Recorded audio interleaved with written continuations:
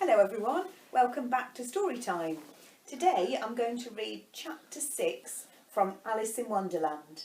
If you've been following before, then you'll know that we've just got to the point where Alice has arrived at a house where there's a lot of noise going on and she wants to get into that house. For a moment or two, she stood looking at the house and wondering what to do next, when suddenly a footman in livery came running out of the wood. She considered him to be a footman because he was in livery. Otherwise, judging by his face only, she would have called him a fish. So someone who's a footman is like a servant who stands at the front door, and livery is a type of uniform that someone wears. He rapped loudly at the door with his knuckles. It was opened by another footman in livery, with a round face and large eyes like a frog, and both footmen, Alice noticed, had powdered hair that curled all over their heads. She felt very curious to know what it was all about, and crept a little way out of the wood to listen.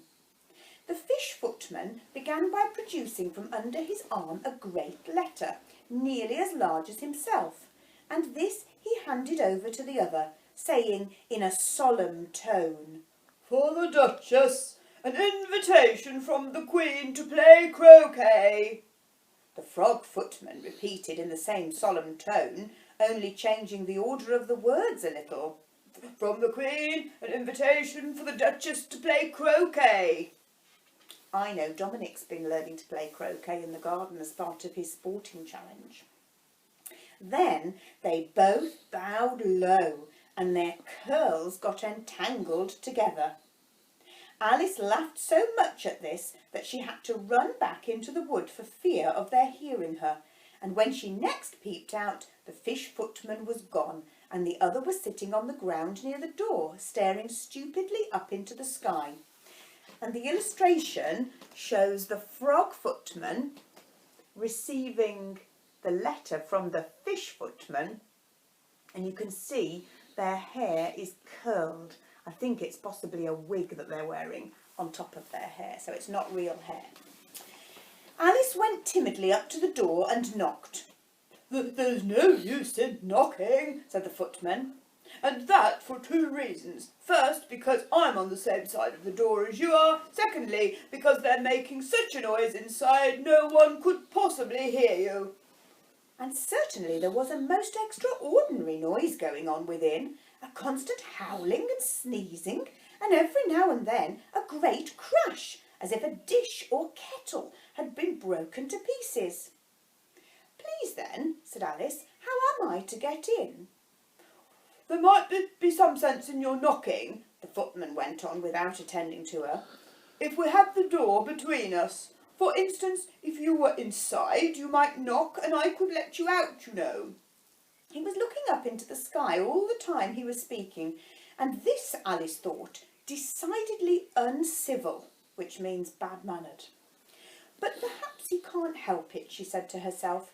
"His eyes are so very nearly at the top of his head, but at any rate he might answer questions." "How am I to get in?" she repeated aloud. "I shall sit here," the footman remarked, "till tomorrow." At this moment the door of the house opened and a large plate came skimming out, straight at the footman's head. It just grazed his nose and broke to pieces against one of the trees behind him. "Or next day, maybe," the footman continued in the same tone, exactly as if nothing had happened. "How am I to get in?" asked Alice again in a louder tone. "Are you to get in at all?" said the footman. "That's the first question, you know." It was no doubt, only Alice did not like to be told so. "It's really dreadful," she muttered to herself, "the way all the creatures argue. It's enough to drive one crazy." The footman seemed to think this was a good opportunity for repeating his remark with variations. "I shall sit here," he said, "on and off for days and days." "But what am I to do?" said Alice. "Anything you like," said the footman, and began whistling. "Oh, there's no use in talking to him," said Alice desperately. "He's perfectly idiotic." And she opened the door and went in. The door led right into a large kitchen, which was full of smoke from one end to the other. The Duchess was sitting on a three-legged stool in the middle, nursing a baby. That means rocking it. The cook was leaning over the fire, stirring a large cauldron, which seemed to be full of soup. A cauldron is like an enormous pot. Sometimes witches have cauldrons for stirring their potions. "There's certainly too much pepper in that soup," Alice said to herself, as well as she could for sneezing. There was certainly too much of it in the air.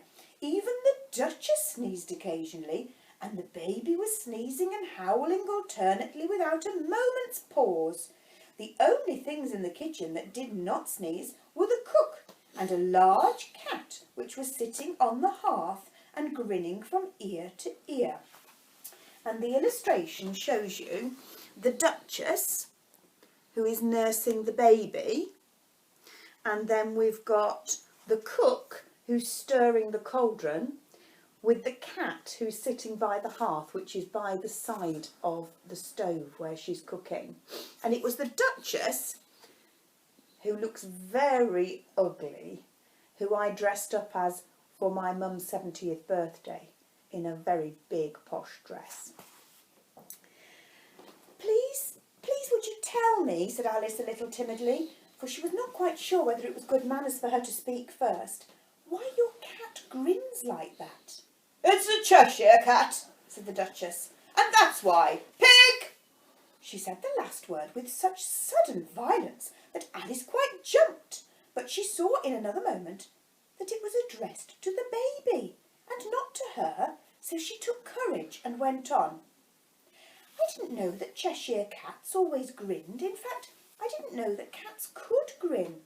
"They all can," said the Duchess, "and most of them do." "Oh, I don't know any that do," Alice said very politely, feeling quite pleased to have got into a conversation. "You don't know much," said the Duchess, "and that's a fact." Alice did not like the tone of this remark and thought it would be as well to introduce some other subject of conversation. While she was trying to fix on one, the cook took the cauldron of soup off the fire and at once set to work throwing everything within her reach at the Duchess and the baby. The fire irons came first, then followed a shower of saucepans, plates and dishes. The Duchess took no notice of them, even when they hit her, and the baby was howling so much already that it was quite impossible to say whether the blows hurt it or not. "Oh, please mind what you're doing," cried Alice, jumping up and down in an agony of terror. "Oh, there goes his precious nose!" as an unusually large saucepan flew close by it and very nearly carried it off. "If everybody minded their own business," the Duchess said in a hoarse growl, "the world would go round a deal faster than it does." "Which would not be an advantage," said Alice, who felt very glad to get an opportunity of showing off a little of her knowledge. "Just think what work it would make with the day and night. You see, the earth takes 24 hours to turn round on its axis." "Talking of axes," said the Duchess, "chop off her head." Alice glanced rather anxiously at the cook to see if she meant to take the hint. But the cook was busily engaged in stirring the soup and did not seem to be listening, so she ventured to go on again. 24 hours, I think, or is it 12? "Oh, don't bother me," said the Duchess. "I never could abide figures." And with that she began nursing her child again, singing a sort of lullaby to it as she did so, and giving it a violent shake at the end of every line. "Speak roughly to your little boy and beat him when he sneezes. He only does it to annoy because he know it teases." And the chorus, in which the cook and the baby joined in, "Wow, wow, wow, wow, wow, wow." And while the Duchess sang the second verse of the song, she kept tossing the baby violently up and down, and the poor little thing howled. Then Alice could hardly hear the words. "I speak severely to my boy, I beat him when he sneezes. for he can thoroughly enjoy the pepper when he pleases. Wow, wow, wow. Wow, wow, wow. Here, you may nurse it for a bit if you like, the Duchess said to Alice, flinging the baby to her as she spoke. I must go and get ready to play croquet with the Queen. And she hurried out of the room. The cook threw a frying pan after her as she went out, but it just missed her. Alice caught the baby with some difficulty, as it was a queer-shaped little creature, and held out its arms and legs in all directions. Just like a starfish, thought Alice. The poor little thing was snorting like a steam engine when she caught it, and kept doubling itself up and straightening itself out again, so that altogether for the first minute or two it was as much as she could do to hold it. As soon as she made out the proper way of nursing it, which was to twist it up into a sort of knot and then keep hold of its right ear and left foot so as to prevent it undoing itself, she carried it out into the open air. If I don't take this child away with me, thought Alice, they're sure to kill it in a day or two. Wouldn't it be murder to leave it behind? She said the last words out loud, and the little thing grunted in reply. It had left off sneezing by this time. Don't grunt, said Alice. That's not at all the proper way of expressing yourself. I'm going to leave it there for now. And there's the illustration of Alice holding what she thinks is the baby. But look very carefully at the picture and you'll notice it's a very strange looking baby. So we'll find out a little bit more about it next time. Thank you for joining me for this part of Alice in Wonderland. Bye bye for now.